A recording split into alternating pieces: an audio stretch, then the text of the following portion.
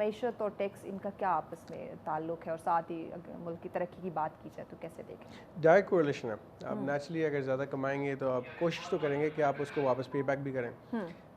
جو ایک ڈرا بیک ہمارے پاکستان کے اندر کہ کانفیڈنس کا ڈیفیسٹ ہے, ٹرسٹ ڈیفیسٹ ہے, اور اس کی وجہ سے جو ٹیکس نیٹ ہے ہمارا وہ آج تک ہم براڈ نہیں کر پا رہے. تو آج بھی آپ کا جو tax G D P ratio 9% ہے. اور بھی ممالک کے ہیں لیکن وہ باقی ممالک کے پاس ریزروز بھی زیادہ ہیں, ایکسپورٹس بھی زیادہ ہیں. پاکستان کے حالات اس لحاظ سے کافی کمزور ہیں. میں سمجھتا ہوں کہ جو ہماری اکانومی ہے اس میں جو میجر والیوم ہے وہ ٹریڈرس کا ہے. ہم 22 لاکھ سے زیادہ تاجروں کی بات کرتے ہیں. تاجروں کو اگر آپ ٹیکس نیٹ میں لے آئیں گے اس سے بہت بہتری ہوگی. اور ٹیکس کلیکشن امپورٹنٹ کیوں ہے؟ اگر آپ کے پاس جو اخراجات ہیں جس میں آپ کے اسٹیٹ اون انٹرپرائز ہیں 200 سے زیادہ ہیں, ان کی اگر بات کریں تو سیلریز آپ نے وہاں سے دینی ہے, ڈیفینس کا بجٹ وہاں سے قائم ہوتا ہے, جو آپ کے انفراسٹرکچر کا کام ہے, اسکولس ہیں, آپ کے ہیلتھ کیئر کے ادارے ہیں, یہ سارا آپ کا جو ٹیکس کلیکشن ہے وہاں سے فنڈز. تو اگر آپ ٹیکس نہیں ادا کریں گے تو آپ کے ملک کا انفراسٹرکچر کمزور ہوگا, آپ کے ملک کے جو اسٹیٹ اون انسٹیٹیوشنز ہیں وہ کمزور ہوں گے.